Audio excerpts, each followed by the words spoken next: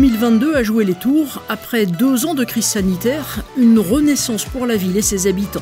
Une bouffée d'oxygène pour 1300 aînés, de nouveau rassemblés pour 3 jours de festivités à l'espace Malraux. C'est convivial, c'est un bon moment à passer avec les amis. Il y a une table des copains du vélo, il y a une table derrière, c'est des copains de la boule. On en profite, quoi. Convivialité et bonne humeur retrouvées également dans les résidences autonomie pour personnes âgées Jean Goujon et Michel Colombe, des structures municipales au service des seniors jocondiens. On va penser aussi au repas de Noël qui a lieu le 13 décembre. Pour s'informer, découvrir, faire des projets, se mettre au numérique, se divertir, le Salon du Bien Vieillir, organisé par le Centre communal d'action sociale, reste un rendez-vous incontournable pour les seniors, une 10e édition très connectée à l'espace Malraux.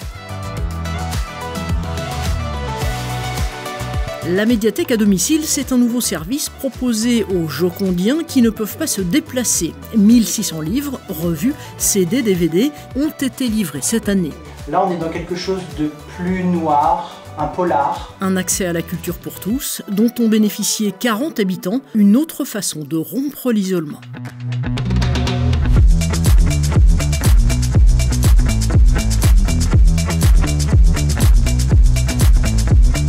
Même les orages n'ont pas douché l'enthousiasme. Le succès a été total pour les années jouées. 3 jours de fête pour une édition innovante, spectaculaire, populaire, riche, diversifiée. Bref, le grand retour du show, du théâtre et du spectacle de rue.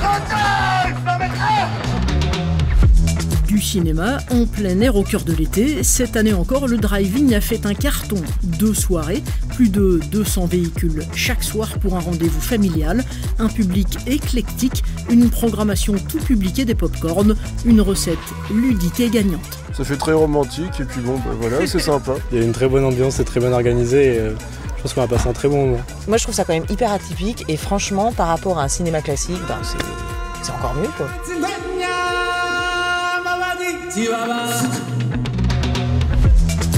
Et le cinéma en maillot de bain dans une eau à 30 degrés, c'est un concept innovant dans le département qui a séduit 150 amateurs de nouvelles sensations à bulles d'eau.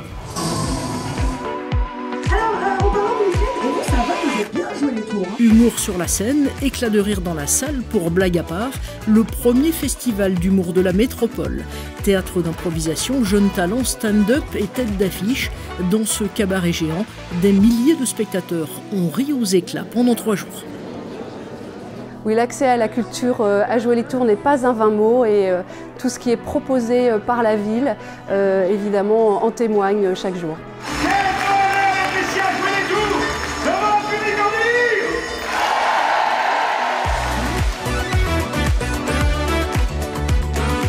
Le froid, le Père Noël, les marrons, le chocolat chaud et la fanfare, une ambiance féerique, un rendez-vous familial pour jouer en fête sur la place Mitterrand à quelques jours de Noël.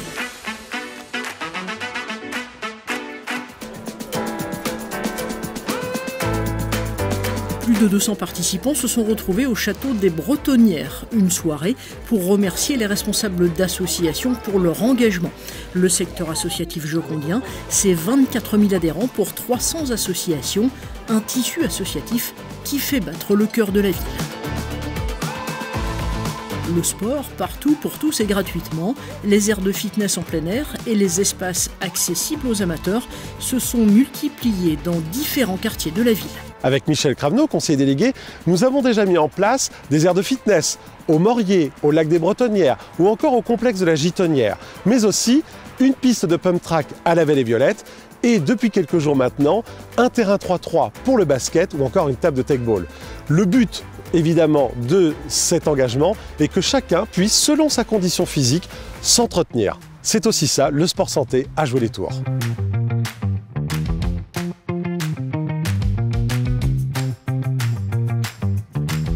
C'est un temps fort citoyen, 25 000 électeurs jocondiens et 4 tours en avril pour l'élection présidentielle et en juin pour élire les députés.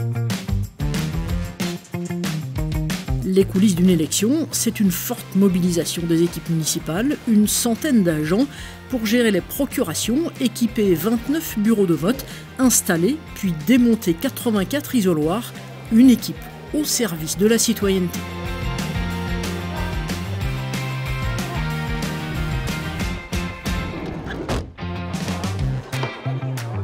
Végétalisation, protection de l'environnement, plus que jamais, l'enjeu est majeur et la mobilisation nécessaire. Là, on a l'avantage d'avoir un pied qui est beaucoup plus fort. Cette année, pour le retour de Fête le Printemps, les jardiniers de la ville ont encore prodigué leurs précieux conseils lors de ce rendez-vous de plus en plus prisé par les Jocondiens. Planter, fleurir devant chez soi sur le domaine public, c'est une nouvelle opération participative pour améliorer le cadre de vie et accroître l'embellissement de la ville. Ma rue Mes Plantes, c'est une opération pour embellir la ville en y intégrant plus de végétal. C'est la mobilisation des habitants dans la végétalisation de leur cadre de vie. Et c'est une ville toujours plus verte et toujours plus belle. Et c'est grâce à l'engagement des habitants et des équipes que la ville a conservé cette année sa 4e fleur, un label national exigeant qui récompense le fleurissement, mais également les actions vertes en faveur du développement durable.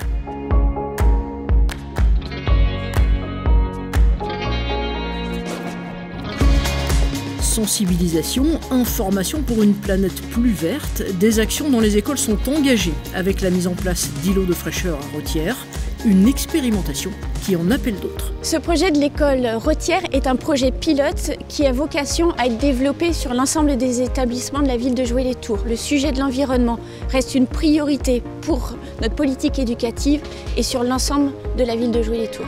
L'avenir est également numérique. Voilà pourquoi la ville a installé 103 tableaux numériques interactifs dans toutes les écoles élémentaires pour les élèves du CP au CM2. Vidéoprojecteurs et ordinateurs portables complètent le dispositif. Il était important pour nous d'investir dans ces équipements, d'une part pour les enseignants, leur proposer un outil moderne d'enseignement, et d'autre part pour les élèves, leur offrir une pédagogie qui soit en lien avec le monde numérique du XXIe siècle. C'est un nouveau dispositif d'insertion pour les jeunes, une aide financière pour apprendre à conduire, 600 €. En contrepartie, le futur conducteur réalise une mission d'intérêt général de 35 heures au service de la municipalité ou d'une association.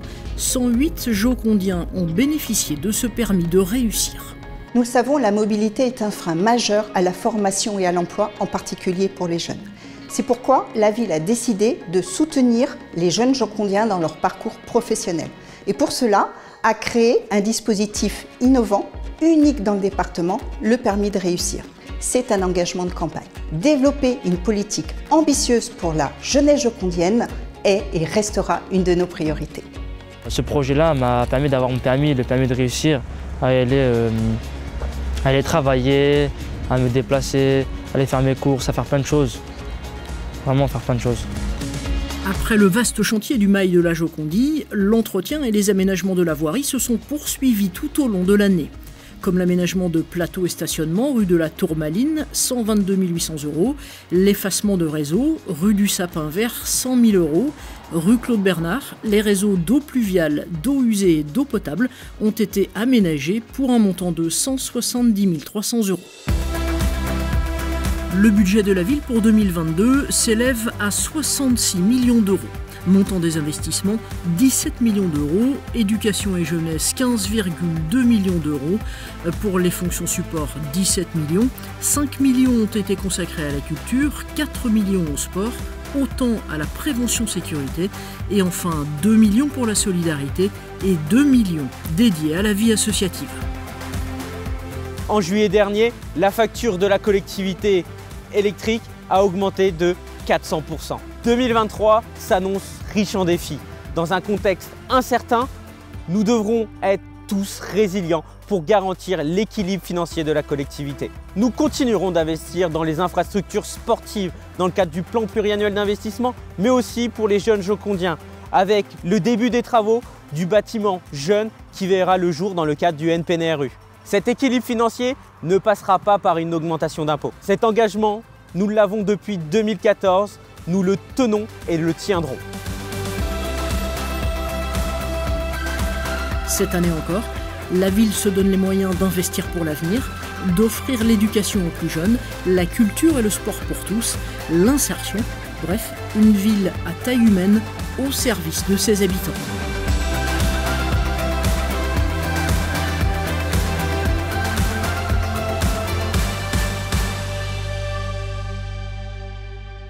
Chères Jocondiennes, chers Jocondiens, je vous adresse, ainsi qu'à vos proches, mes vœux les plus sincères de bonheur, de santé et de prospérité pour cette année 2023. Pour commencer, je remercie chaleureusement toutes celles et ceux qui m'entourent et œuvrent au quotidien au service de notre commune. Les membres du conseil municipal, adjoints et conseillers, ainsi que l'ensemble des agents municipaux et métropolitains. Je remercie également chacun des acteurs qui font la vitalité de notre commune. Artisans, commerçants, agriculteurs, enseignants, présidents, membres et bénévoles des associations sportives, caritatives et socioculturelles. Grâce à vous tous, Jouer les Tours existe, Jouer les Tours se dynamise, Jouer les Tours vit. Merci à tous. Je veux aujourd'hui vous remercier d'avoir fait preuve de patience, de résilience et de compréhension dans la lutte contre cette pandémie. Vous avez été exemplaires et je souhaite vous féliciter pour votre civisme et ce vivre ensemble que nous avons su préserver. Après 2 années éprouvantes pour notre liberté, 2022 a marqué un retour à une vie normale.